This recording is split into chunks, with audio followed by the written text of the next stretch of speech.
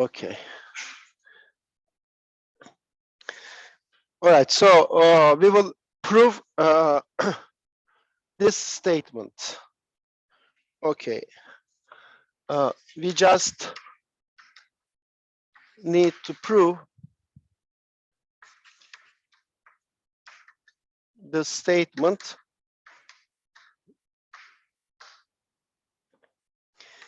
n prime is equal to minus kappa times t plus tau times b. So n prime is minus the curvature times the tangent vector. This is the tangent vector plus torsion times the binormal vector. Okay, that's the statement.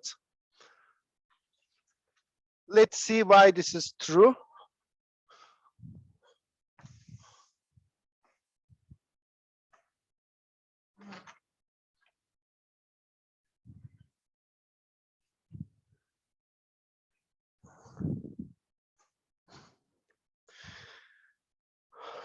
Okay.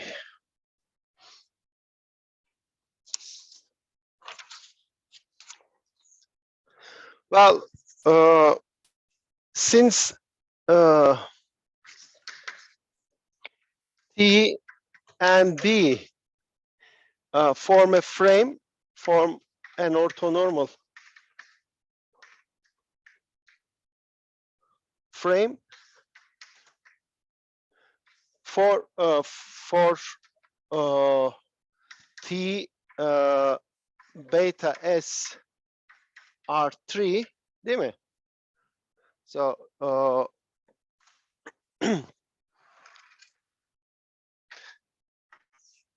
at any point of our curve, we have the tangent space. Tangent space has three vectors.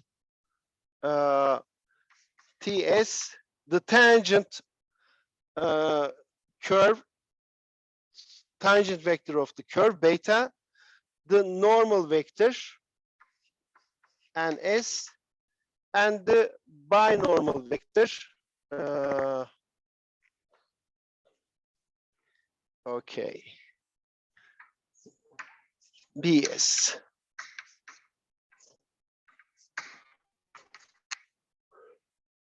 All right. Now, since they form a orthonormal frame, any vector can be written in the following form. For any vector V in TP or beta S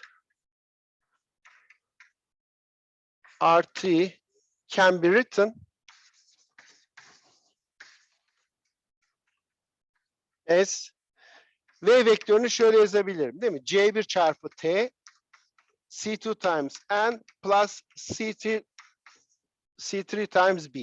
But since T and B are orthonormal, these constants are actually where what is C1? Okay, so that şöyle yazayım. T, when you take the dot product with T, you take dot product with these three vectors. Dot product of T with itself is just 1. So this is just C1 times 1. And then I have C2 times ya da şöyle yazayım. N times T plus C3 times B times T. But this is 0 and this is 0. Therefore, we just get C1 times T. Therefore, C1 is just the C1 times 1, sorry. C1 times 1 because this is just 1. Therefore, I just get C1 here.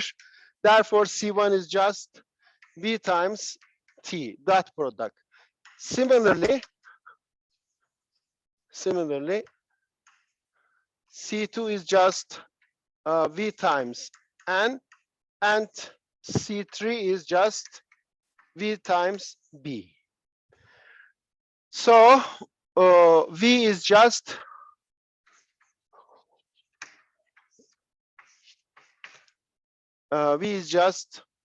V dot product T times T, V dot product N times N plus V dot product B times the vector B, right?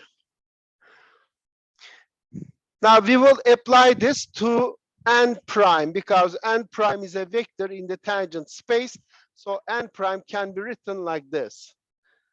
We will do that.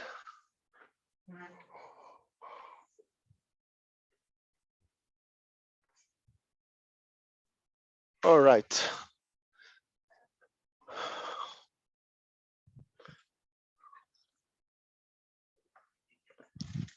Let's switch to the third board. In particular,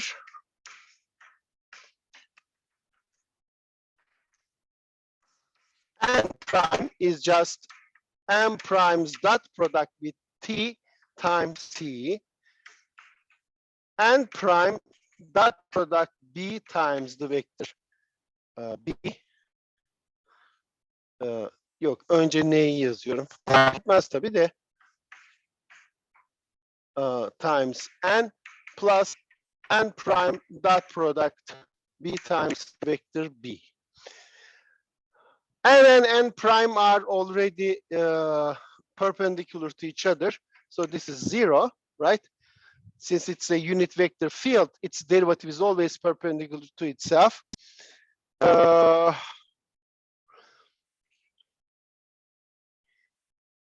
Okay, now, since I don't know what these are, okay? But we have this. Since N times T is 0 for all S, because they are perpendicular to each other at each point, taking derivative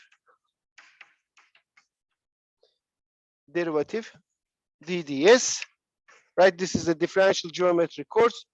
Whenever you stuck, you just take derivative of something, okay? Taking DDS of both sides, we get DDS of N dot T is equal to 0. But this implies what? This implies that N prime times T plus N times T prime. Well, T prime is just basically the vector, right? What is T prime? T prime is just kappa times N, so that N dot N prime dot T, which is minus N times T prime. I just take this term to the right hand side, like this. And then what is T prime? T prime is just a real times N. That's the curvature. So minus curvature times N, but N dot N is just 1. Therefore, this is minus the curvature. So we figured this gadget, right? This is just minus kappa, as stated in our theorem. Now let's figure out what this is.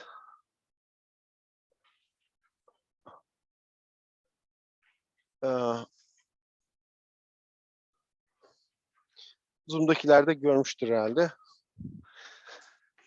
Biraz hızlı.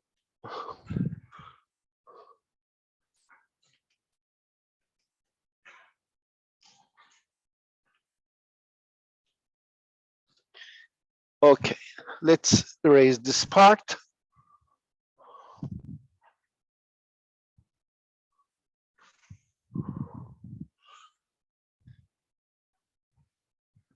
All right.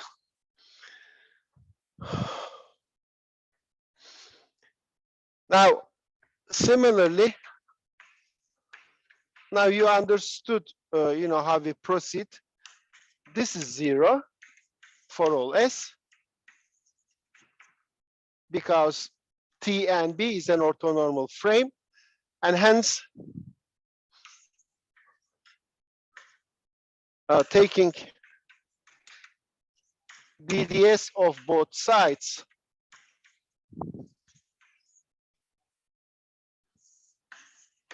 we obtain what? So DDS of N dot B is equal to 0 because this is already 0, and this is just N prime dot B plus N dot B prime, and this is 0, and we know what? We know that B prime is just, right? We just computed that. No. Well, we know that B prime is minus tau times N. So, okay. N prime dot B is just minus N dot B prime, and B prime is just minus tau times N. This is a constant, right? I can take it outside, and I have, well, it is another, there's another minus sign here, so it is plus, and then I have N dot N, and this is just 1, therefore this is just tau. So this coefficient here, where was it? Yeah, here we computed also this coefficient, and this is equal to tau, and that is the statement of the theorem, right? N prime is equal to minus kappa times T plus tau times B. That is the statement of the theorem. Where was it? Here was, yeah, okay. So this was the theorem. N prime was minus kappa times T plus T times B.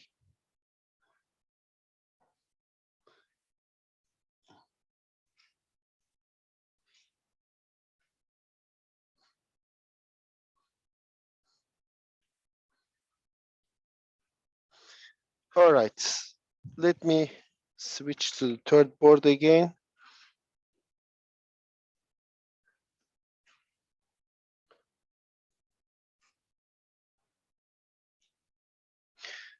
Okay. Oh. So that finishes the proof, right? This finishes the proof.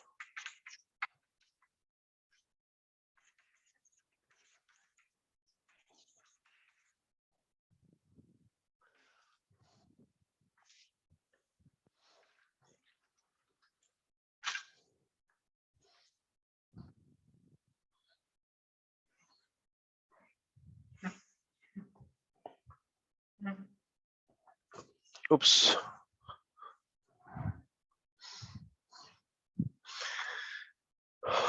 Okay.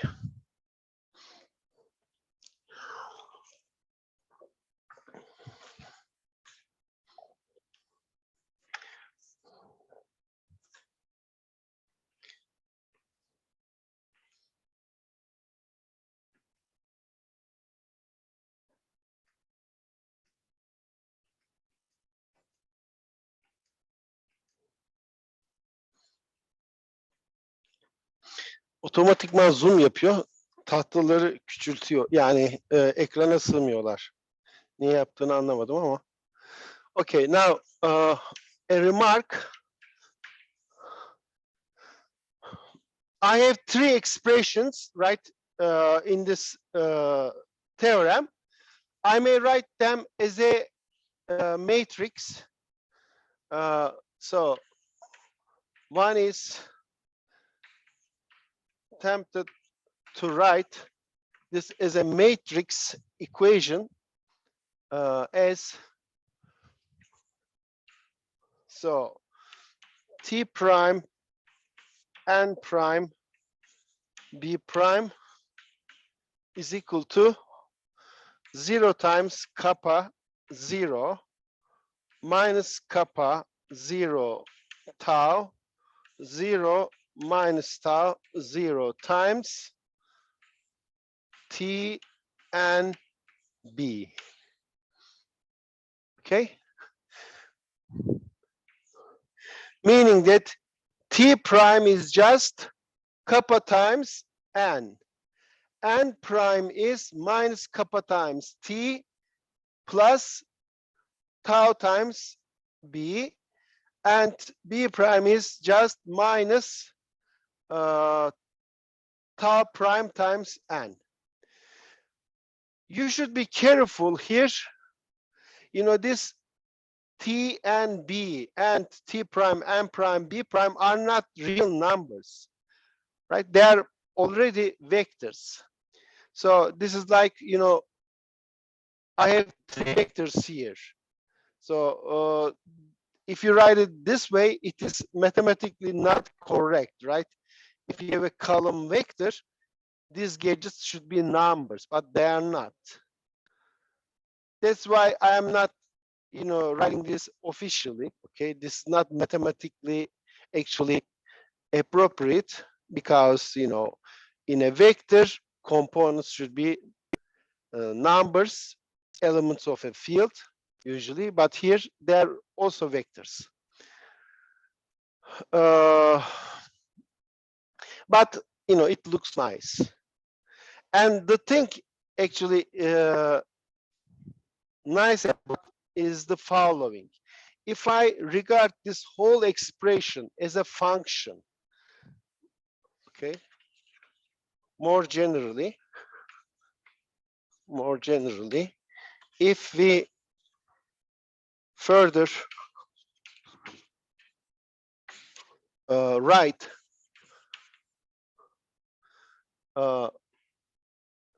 f of, let's say, s to be this vector valued function ts, ns, bs, they are already vectors, and I write them as a vector, you know, regard them as if they are numbers, then the Frenet equations become what? What is this? This is just the derivative of this gadget. So we get this. F prime S is equal to some matrix times Fs. Okay, so whatever that function is, its derivative is just a times this gadget. So this became now a first order system of linear differential equations. And F seems to be a solution of this equation. Okay. If I write it this way, x prime is equal to a times x. This is just a system of linear equation where x is an unknown and f is nothing but a solution of this. Okay. And what do we know about first order systems? If the coefficient matrix is a continuous function, is a nice function, any such system has a unique solution once you have an initial condition. Initial condition will mean here what? S is ranging in an interval like this. Let's say Okay, AB. Initial condition means initially at a point, you know the value of F. So you know F means what? The tangent vector, normal vector, and binormal vector. Suppose you know all these three vectors. Tangent vector, normal vector, and binormal vector at a point.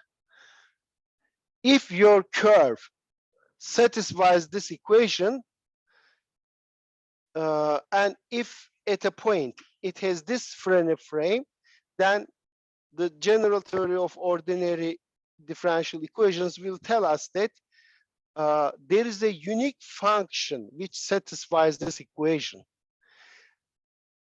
It means that there is a unique curve actually.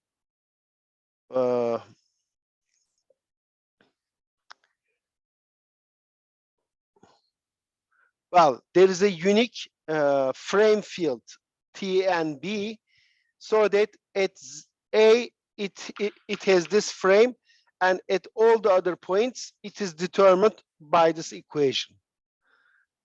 This is an initial value problem, and it has a unique solution.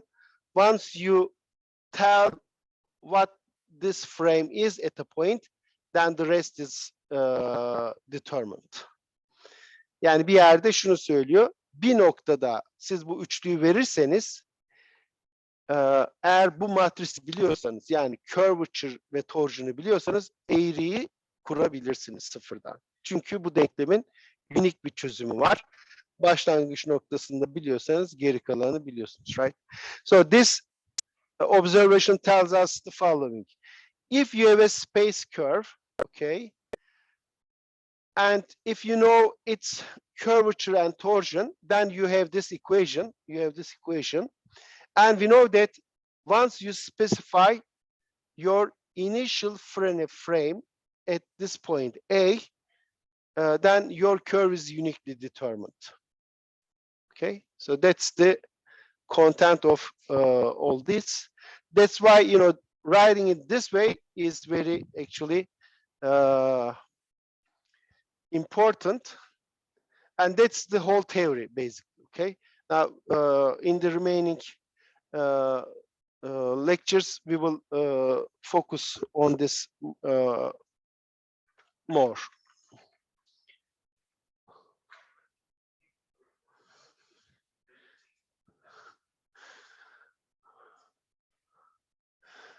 Well, if yeah, it doesn't have to be invertible, I guess. I mean, suppose curvature and tau are constant. Say they are both 1, then that gadget is not invertible. Well, that's actually never invertible, right? Because the two rows, first row and the third row, are always linearly dependent. Therefore, it's never invertible. And actually, you should, you know, it should be like this, because, you know, the third vector B is basically obtained from the other two vectors, right? It is the cross product of T and N. Therefore, you know, it shouldn't introduce a new, you know, independent variable.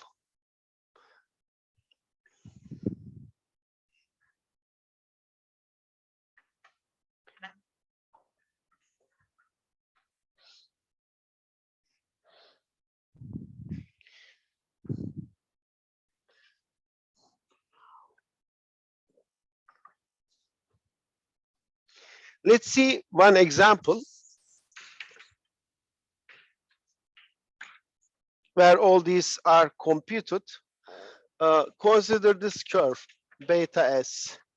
It is just A times cosine S over A times sine S over A, and BS over, no, not, these are not A. I am sorry, this is C. sorry, C, where C is this.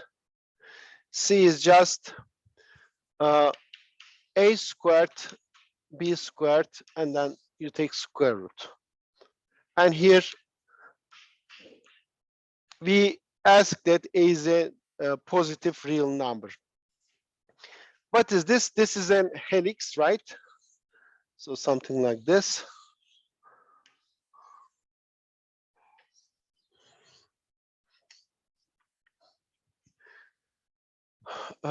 Let's, and here let's say S is in a S is any real number. So it's a curve from where S is from changing from minus infinity to plus infinity. Let's compute the objects T, B, and N. What is TS? This is nothing but B prime S divided by its length.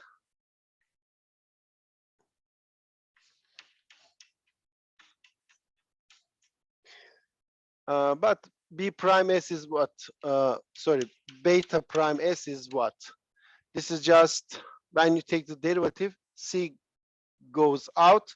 So this is minus A over C sine S over C, and then A over C cosine S over C, and then derivative of this is just B over C. And what is B prime? S length of this. I just square all these and add them up. I have sine squared plus cosine squared. That adds up to 1. And then the coefficient is just A squared plus C squared plus B squared plus C squared. But C is already A squared B squared square root. So A squared B squared is equal to C squared. So therefore, this is just 1. Therefore, TS is just beta S. TS, right? This thing is just 1. It's a unit speed curve, and this is B prime S, which is this expression, minus A over C sine S over C, A over C cosine S over C, and then B over C. Okay, now to compute, and we have to take derivative of this.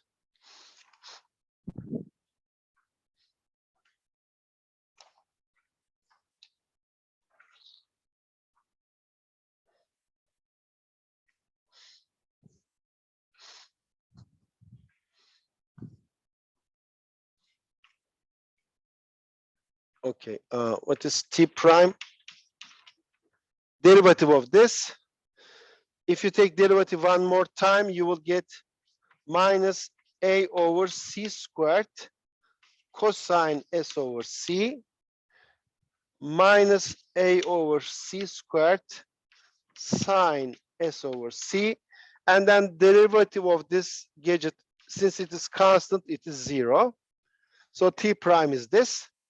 Therefore, what is kappa? The curvature. Curvature was, by definition, the length of this vector. What is the length of this vector? You just take square of all terms and add them up. Sine plus cosine will give us 1.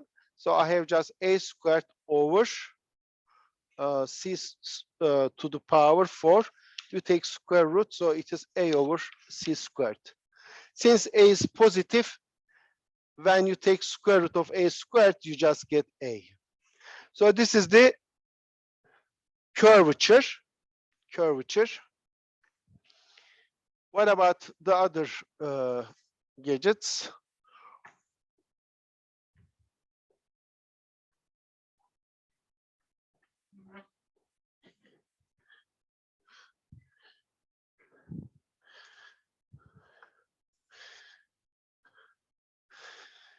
Okay, the normal vector is what? Normal vector is just t prime s divided by Hocam pardon. Tahta geride kaldı. tahta, özür dilerim.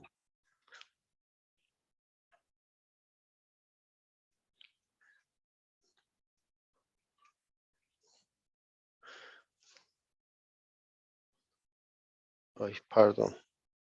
Yanlış yaptım. Tamam. Kaydediyorum ama her seferinde bozuluyor. Okay, what is n? I divide t prime by the curvature.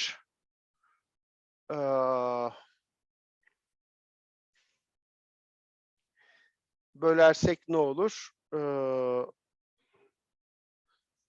Yeah, so minus cosine s over c and then sine s over c and then 0 here. This is, bu da minus. Yeah, both of them are minus. Okay. This is clearly a unit vector, right? Cosine and sine. And what is b? Hence, this is just t cross n. Well, we have to compute this, right? Bs is just, I write I, j, k, the components of t. T was this, so minus a over c sine s over c, okay, and then I have j minus no t'de minus yok, a over c cosine s over c, and the k is just b over c. The vector n is this minus cosine s over c minus sine s over c and then 0 here. So what is b then? The I coordinate buradan bir minus gelecek. Bir minus da burada var. B over C sine S over C. J coordinate 0. Buradan eksi eksi gelecek. Burası artı olacak ama bir eksi de buradan var. Gene eksi olacak. Minus, efendim? Şu mu?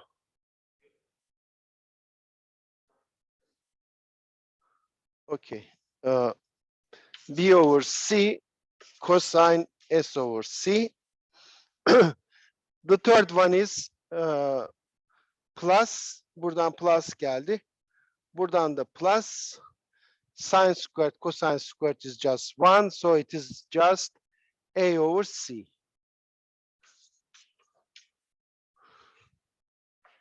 Okay.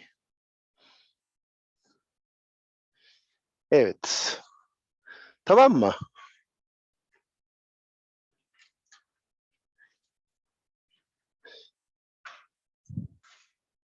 I computed almost everything except the torsion, right? We know the curvature, but we don't know the torsion. To find the torsion, we have to take derivative of B. So B prime S is what? I just take derivative of this with respect to S. So it is just B over C squared cosine S over C, and then B over C squared sine S over C. and then just 0, since it is constant. And what was tau? Yeah, negative norm of B prime. Şurada değil mi? We have this equation. B prime is minus tau times n prime. Okay. Since B prime is minus tau times n,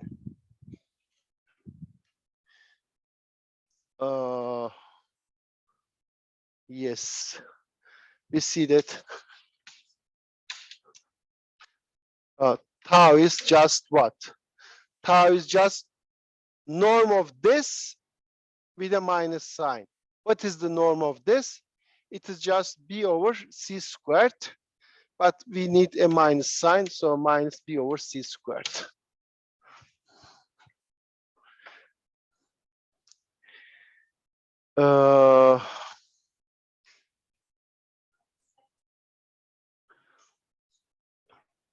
B prime is just minus tau times n. N is this vector. N neredeydi?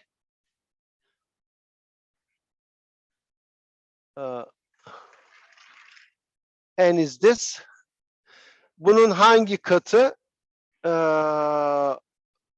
Right. You multiply this with tau. Minus tau ile çarpıyorsunuz. Şey olacak. Minus tau ile çarpınca o olacak. O zaman tau'nun gerçi B over C squared olması lazım değil mi? Çünkü minus tau ile çarptığınıza göre. I am sorry.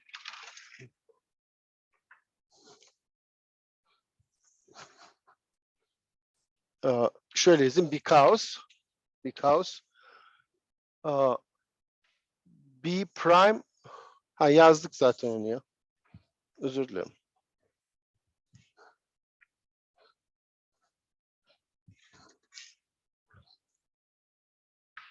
B prime is minus tau times n. B prime is this. N is this. Therefore, tau is just minus B over C squared. Tamam mı?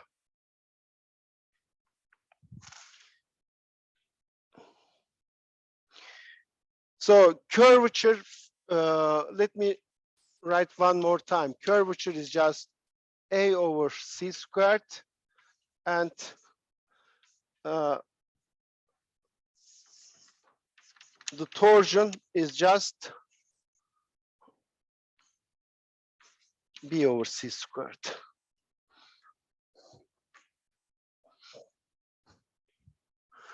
Okay. These are just constant functions. They are functions of t, but they are constant. Note that both kappa s and tau s are constant functions of s. And they are both positive, right? They are both positive.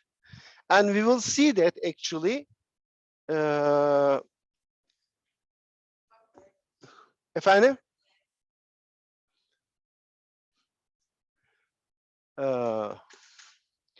İyi soru. Evet, B pozitif olmak zorunda değil. This is positive. Of course, you may choose also A negative, but we are given that it is positive. So they are both constants. And as I told you, since because we have this uniqueness theorem for ordinary differential equations, once you have this matrix fixed, and if you just give me your frame at any point, then there is a unique solution to this. Tells us that actually any curve with constant torsion and curvature is an helix. Okay, so that's the power of differential geometry. If you know those functions, curvature and torsion, in this case they are just constant functions. The only curve which has this torsion and curvature is this helix. Okay,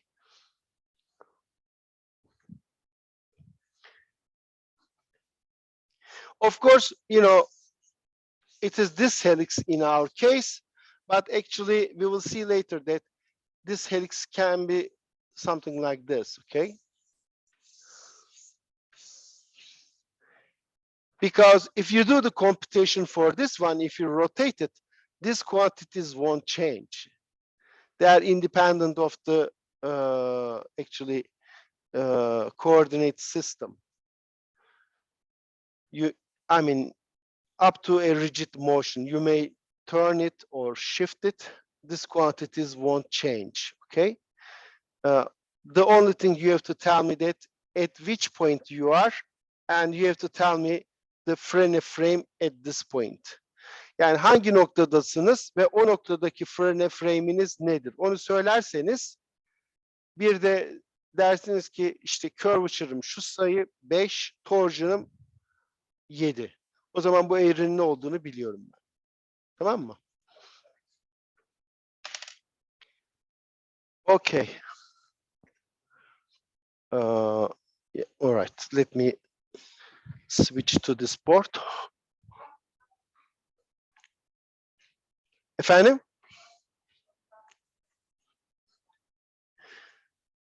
Eğrinin ne olduğunu biliyorum. Yani tek bir noktasını söylersen bana, bu noktadan geçiyor. Bu noktadaki frame'i de bu. Torsion'la curvature'da 5'e 7. O zaman bunun bir helix olduğunu biliyorum. Ve hangi helix olduğunu da biliyorum. Şu noktadan geçiyor ve Frenet frame'i de biliyorsam onu entegre ederek bulabilirim.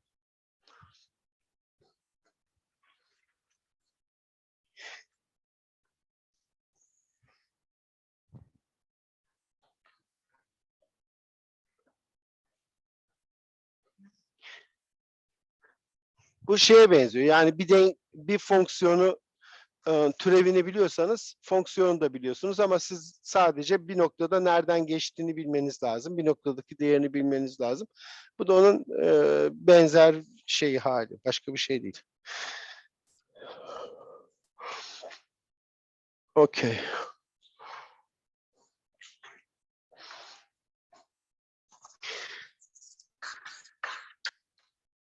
Okay, I have to switch boards.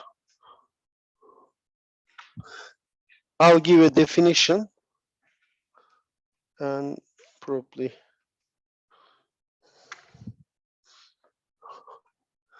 stop. Burada kaydı yapıyor muyum? Evet. Artık bende bir şey haline geldi o. Kaydı unuttum mu paniği. 2 dersimde de bir kere yaptım. O yüzden 2 kere oturup kendi kendime ders şey yaptım. Videosu çektim. Artık bir şey haline geldi. Fobi. A curve in R3 that lies in a single plane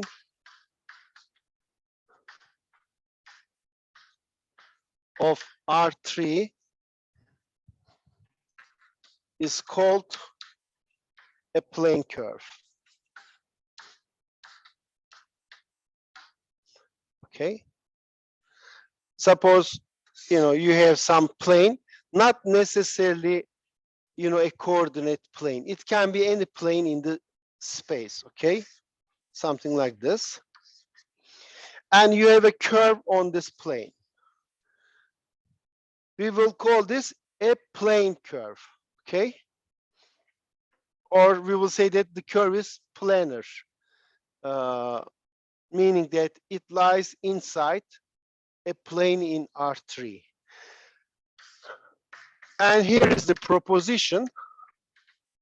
which kind of characterizes all these plane curves. Let beta be a unit speed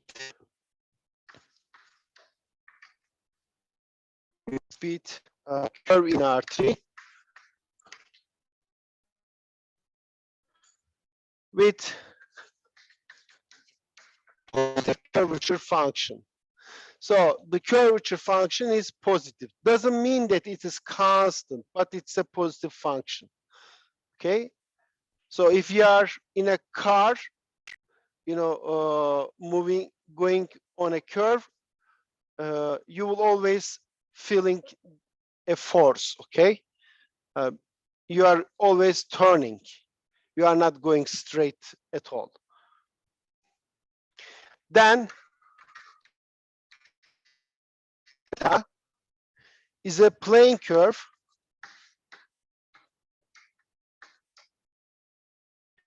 only if torsion is 0. So here we see that torsion characterizes plane curves. That's something really nice, right? You have a curve in space. You wonder whether it lies in a plane or not. All you have to do is to compute this torsion. If it is 0 as a function, okay, then you know that your curve lies in a plane. Okay.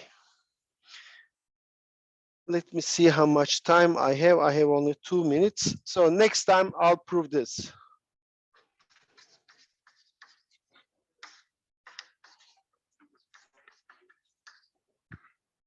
Sorry?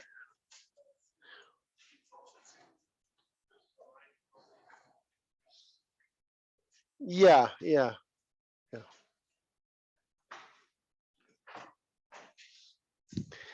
All right. Sorusu olan var mı? Any questions so far? Okay, so next time I'll remind you what we have done, and then we will prove this proposition. All right, so let me stop. Is there any questions?